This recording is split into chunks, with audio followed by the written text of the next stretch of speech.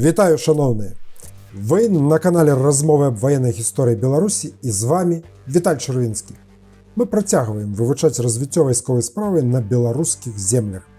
Асобную лекцыю-размову, прысвечаную дзейнасці нашых славутых вайсковых правадыроў і знакавай бітвы ў перыяд з 13 па 16 стагоддзі, я быў вымушаны разбіць на 15 частак.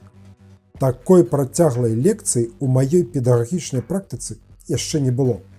Але ж гэта і файна, столькі ўсяго цікавага ў ваеннай гісторыі беларускага народу, што ажно дух займае. Цешуся, што дзякуючы маім ролікам некаторыя з вас адкрываюць для сябе невядомыя дагэтуль старонкі нашай гісторыі. Вам сразу же придется засучить рукава. Ребятки очень отстали по истории.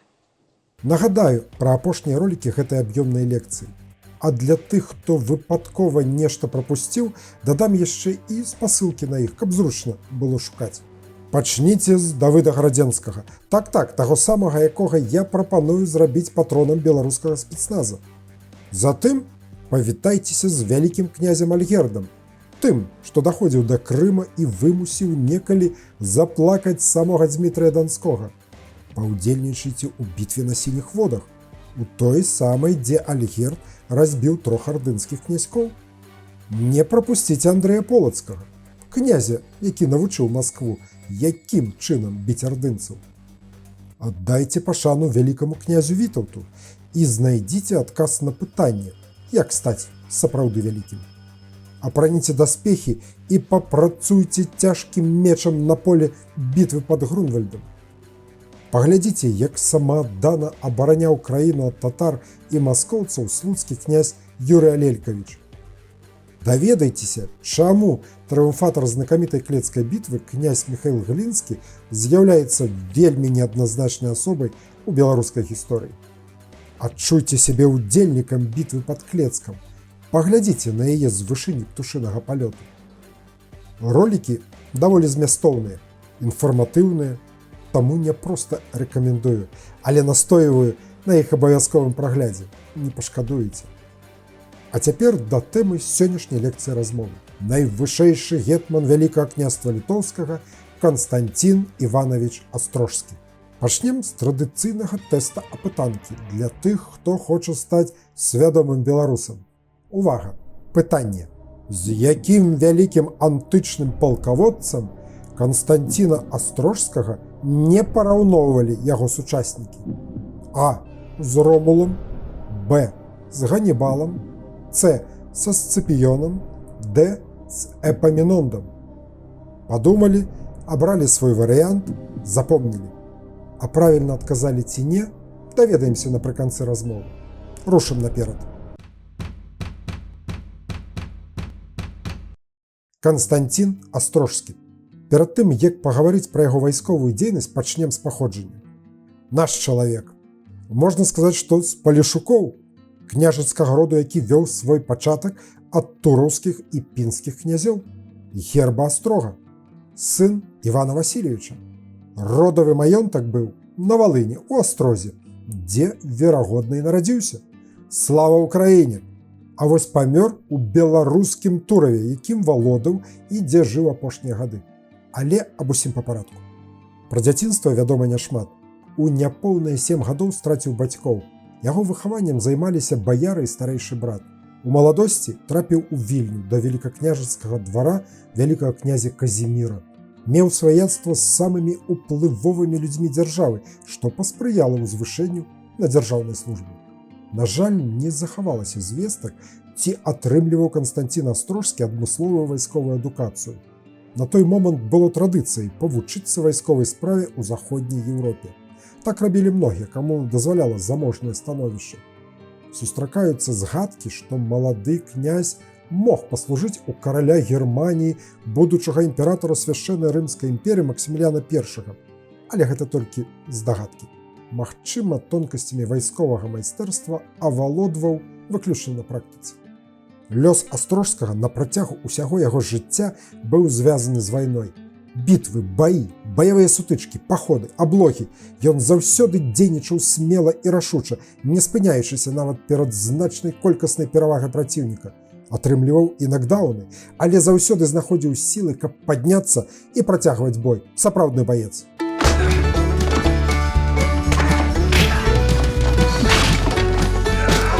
Некаторыя даследчыкі лічаць, што баявая біяграфія Астрожскага пачалася з удзелу ў баях з крымскімі татарамі ў 1487 годзе пад сцягамі будучага караля Польшчы Яна Ольбрахта, які пазней з удзячнасцю успамінаў аб дапамозе ад аднаго з князёў астрожскіх. Затым, верагодна, Астрожскі удзельнічаў у ваенных дзеяннях супраць Масквы, якая распачала вайну за отчыну, усходнеславянскія землі ВКЛ. На той момант гэта была першая пагранічная вайна. Хто ж тады ведаў, што гэта вайна стане далёка не апошняй? Пасля ваенных дзеянняў на ўсходзе краіны Астрожскі вяртаецца на яе паўднёвае парубежжа. У 1496 годзе ён супрацьстаіць буйному татарскаму нападу на Валынь. Для адкрытай палявой бітвы сілаў не хапае, таму вымушаны зачыніцца ў Роўна, дзе паспяхова кіруе абаронай замка падчас аблогі татарамі. Вясной наступнага года Канстанцін разам са сваім братам Міхаілам разбіваюць татарскія чамбулы, якія рабавалі Валынь і Палессе, а летам ён удзельнічаў у чарнаморскім паходзе Яна Ольбрахта, дзе каля Ачакава граміць войска хана Махмед-Гірэя. Пазней, выкарыстоўваючы назапашаны вопыт супрацьстаяння з татарамі, успамінаем перамогу Міхаіла Глінскага пад Клецкам. Канстанцін Астрожскі выпрацуе супраць іх, супраць татараў, адмысловую тактыку. А ў ўспамінах пасла германскага імператара ў маскоўскім княстве барона Сігізмунда фон Герберштейна Астрожскі не імкнуўся да бітвы з татарамі адразу, калі тыя толькі ўрываліся ў межы ВКЛ. Ён адсочваў чамбулы і пачынаў пераслед тады, калі тыя абцяжараныя здабычы ўжо вярталіся ў Кош, галоўны лагер. Астрожскі даваў ім магчымасць адарвацца ад пагоні, а затым, калі праціўнік адчуваў сябе ў бяспецы, ноччу імклівым маршам падыходзіў да татарскага лагера, праводзіў ноч, не запальваючы вогнішчаў, а з першымі промнямі сонца налятаў на яшчэ соннага праціўніка, учыняў поўны разгром і арганізоўваў пераслед уцякаючай рэшты. У 37-гадовым узросце заслужана атрымаў булаву найвышэйшага гетмана літоўскага. Былі перамогі, але былі і паражэнні. Самае цяжкае на Вядрошы. 1500 год. Самы пачатак чарговай, другой вайны з маскоўскай дзяржавай. Астрожскі на чале 4000-го коннага корпуса атакуе на рацэ Вядроша пад Дарагабужам аб'яднаныя сілы маскоўскіх ваяводаў. У тагачасных крыніцах згадвалі пра 10-разовую перавагу праціўніка. У гэта 40 000 маскоўскіх ваяроў супраць нашых 4000. Напэўна, што гэтыя лічбы значна перабольшаны. Але ж усё роўна, сілы там былі далёка не роўныя. Вяртаемся ў бітву. Наш гетман спачатку разбівае авангард маскоўскага войска, пасля чаго пераходзіць раку, каб атакаваць галоўныя сілы праціўніка, але трапляе ў пастку. У выніку жорсткага боя терпіць разгромнае паражэнне, захоплены ў палон. Маскоўскі гасудар трыумфуе. Каштоўнага нявольніка завозяць як надалей у глыб маскоўскай дзяржавы ажно ў Вологду. Чулі пра такі расійскі горад? Вот потому-то мила мне всегда Вологда, гда-гда-гда, Вологда, город, где судьба меня ждет. На працягу 6 гадоў Астрожскі неаднаразова атрымлівае прапановы перайсці на маскоўскую службу, а гэта значыць на бок праціўніка. На той час на яго асабістым рахунку каля 30 пераможных бітваў баёў, збольшага над татарамі, але і маскоўцаў пабіваў. Меў аўтарытэт таленавітага военачальніка, таму і прапаноўвалі.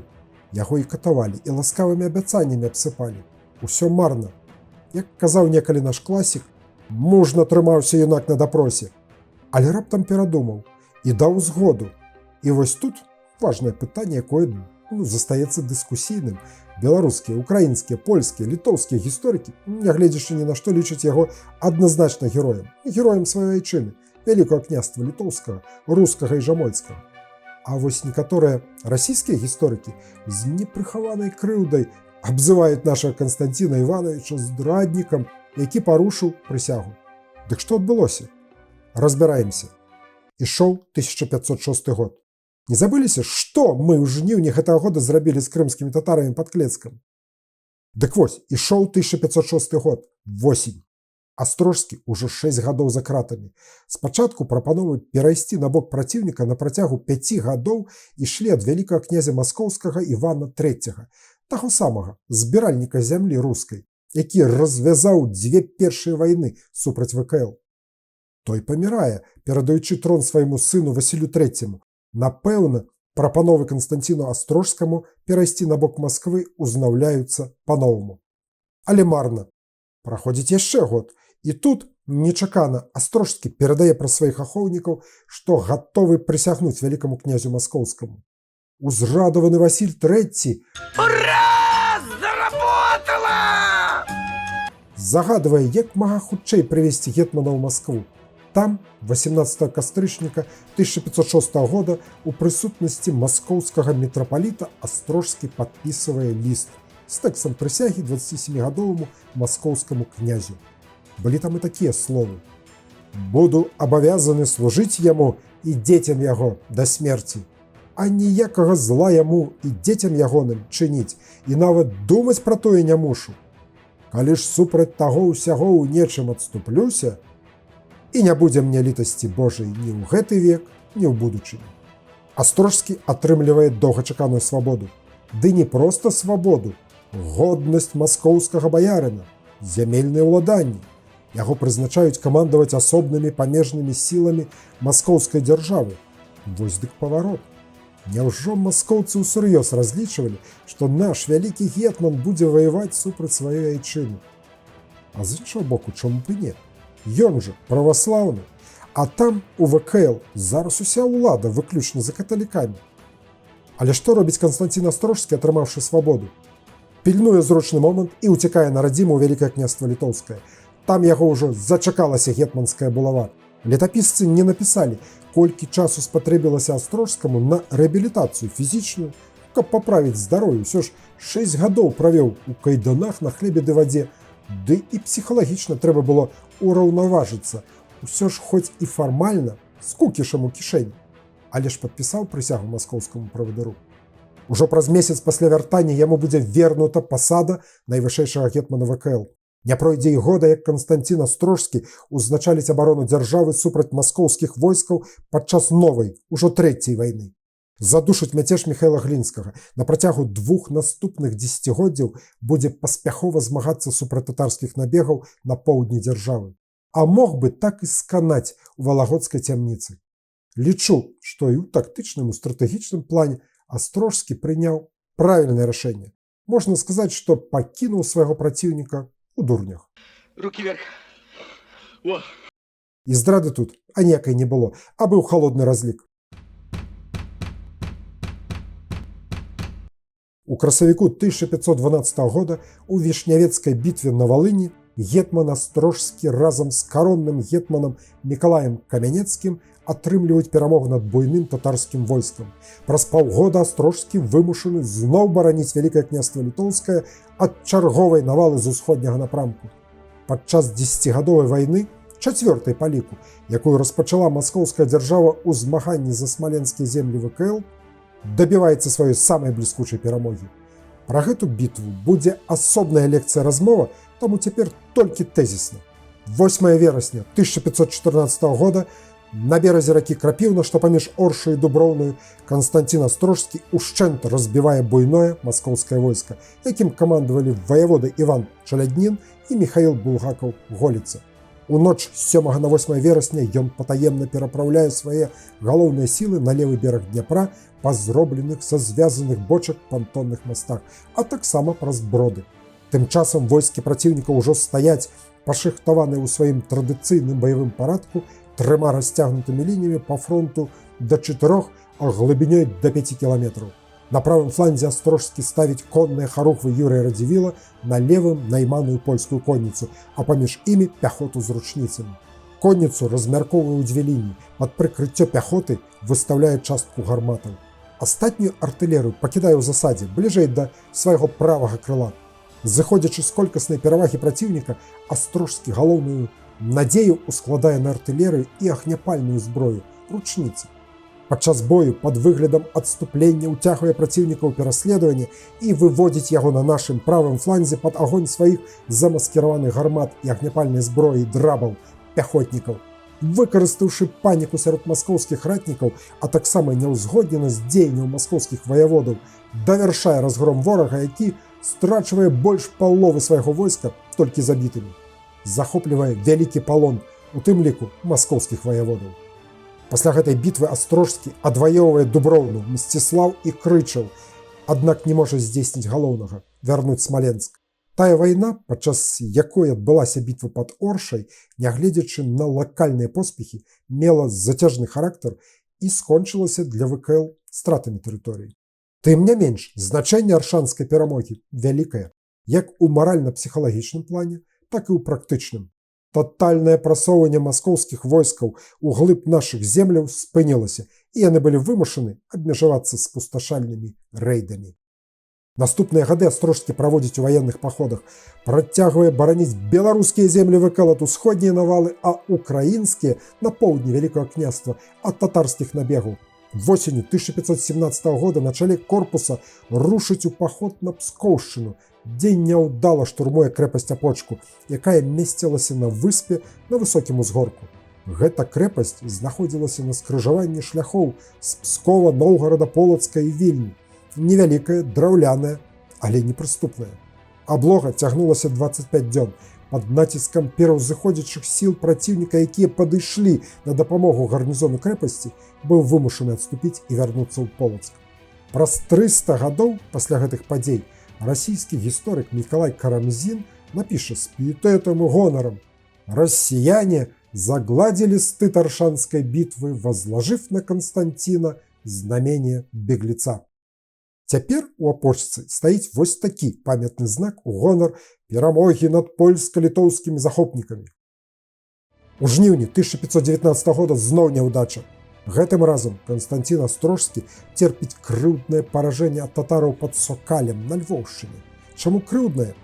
Да таму, што польскія камандзіры на чале са сваім каронным гетманам, а войска было аб'яднаным польска-літоўскім, дзе палякаў была большасць, не прынялі план Астрожскага.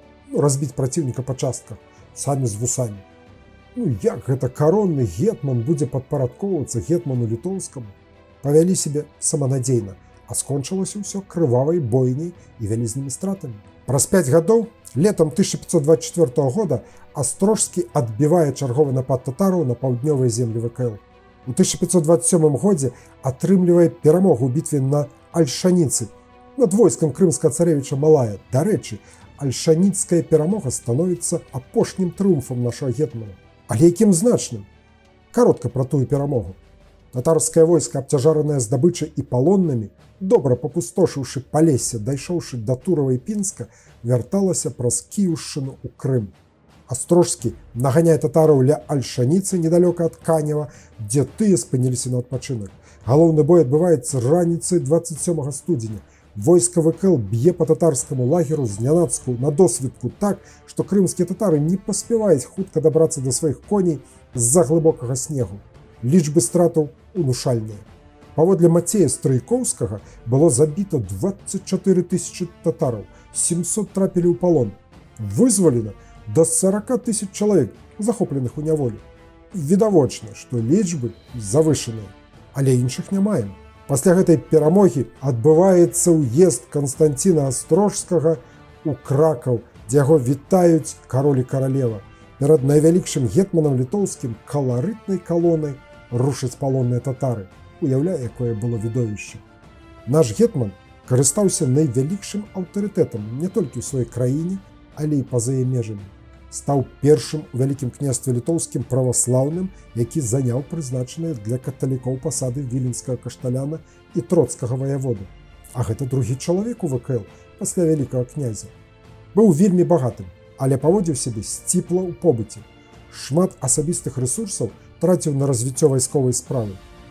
Я ўжо двойчы у сваіх лекцыях-размовах узгадаваў попіс войска ВКЛ 1528 года. Вось ён. Пераважная большасць ваяроў, пералічаных у гэтым дакуменце, гэта продкі сучасных беларусаў. Імёны, прозвішчы тут спрэс беларускія. Дык вось, Гэта тое самае войска, якім камандаваў найвялікшы гетман ВКЛ князь Канстантин Иванович Астрожскі. Дарэчы, тут пералічаны 426 вершнікаў, якіх выставіў асабіста Астрожскі. Але наш герой не толькі жыў адной вайной. Ён умацоўваў і пашыраў свае земельныя ўладанні. Апрача маёнткаў на Валыні, валодаў багатымі маёнткамі беларускіх зямель. Дзяцел, цяпер Дятлаў, Тураў, Ахонава і возера Свіцесь каля Наваградка, Копысь, Гальшаны, Глуск, Смалявічы, Жыцін на Птічы, Тарасава пад Менскам, Славенск каля Воложына, Лямніца і Палонна у Віцебскай зямлі і іншыя. Шчэдра ахвяроваў грошы на будаўніцтва цэркваў. Некаторыя з тых храмаў захаваліся. Самыя знакамітыя у Вільні. Але я хачу звярнуць вашу увагу на Наваградак, горад ваярскай славы беларусаў. У 1314 годзе менавіта пад яго мурамі Давыд Гарадзенскі разбіў крыжакоў. Летапісцы пісалі пра заслугі ратнікаў з Наваградка ў бітве на сініх водах. Наваградскія харугвы білі крыжакоў пад Грунвальдам, а крымскіх татар пад Клецкам.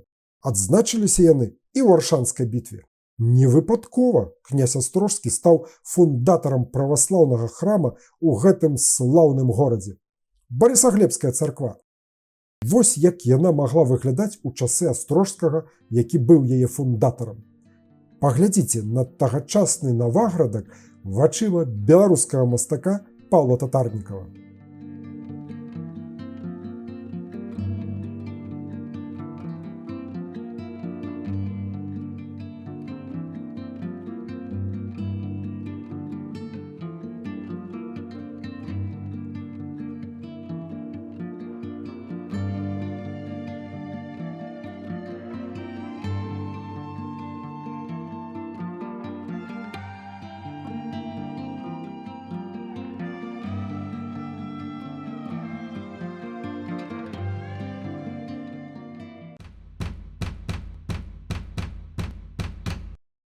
Некалькі слоў пра асабістае жыццё.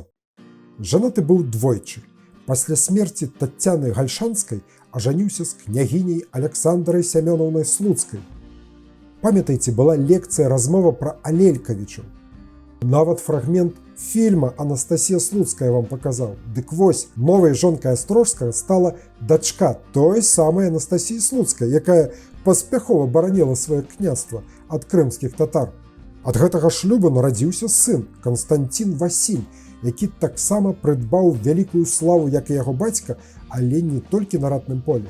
Ён стаў славутым царкоўным дзеячам, заступнікам праваслаўя, заснавальнікам друкарняў, адкрыў Астрожскую акадэмію.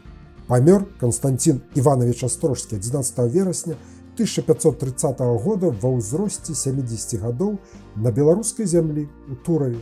Яго цела было перавезена ў Кіева-Пячэрскую лаўру і пахавана ва Ўспенскім саборы, які ён шчодра абдорваў. Дарэчы, так гэты храм выглядае зараз. На яго шыкоўнай грабніцы, якую праз 50 гадоў пасля смерці зрабілі па замове яго сына Канстантина Васіля, быў змешчаны надпіс, фрагмент якога зачытаю.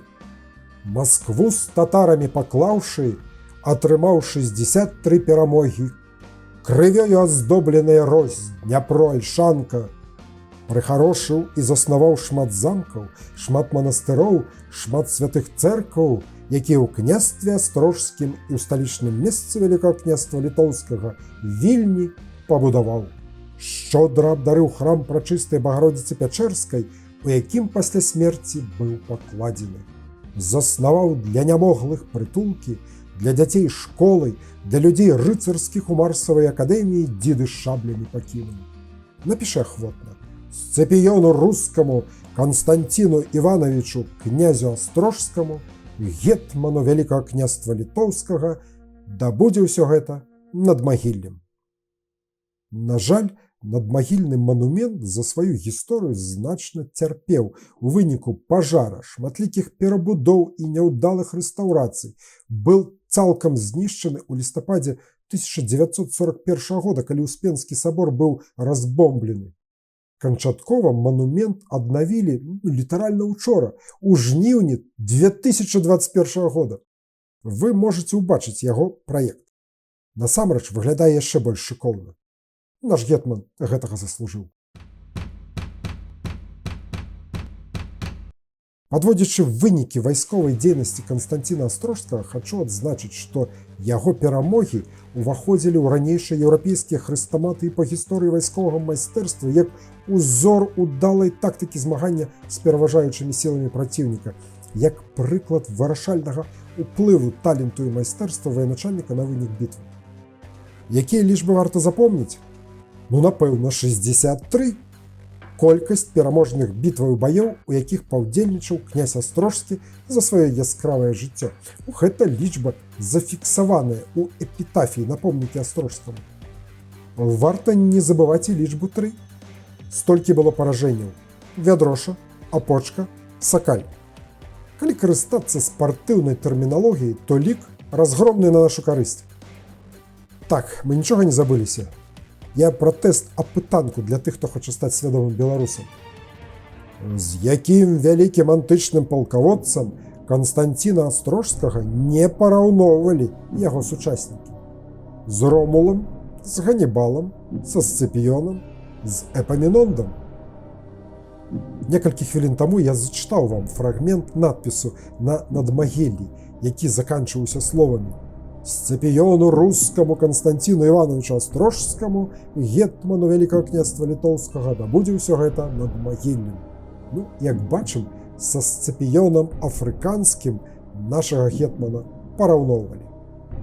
У бітвах Ромулам Канстанціна Астрожскага яшчэ пры яго жыцці назваў рымскі легат у сваім пасланні да папы рымскага.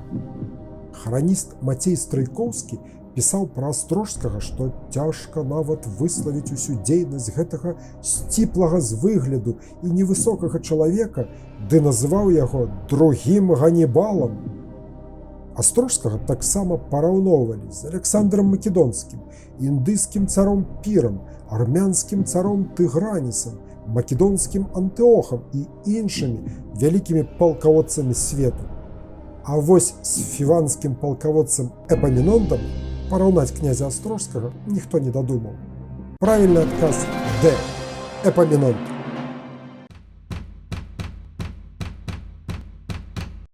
Як вы ўбачылі, асоба Астрожскага вельмі значная для нашай ваеннай гісторыі. Упэўнены, што калі ў Беларусі узнікне патрэба зацвердзіць баявыя ордэны для нашых военачальнікаў, то адзін з іх абавязкова будзе насіць імя князя Канстанціна Івановича Астрожскага.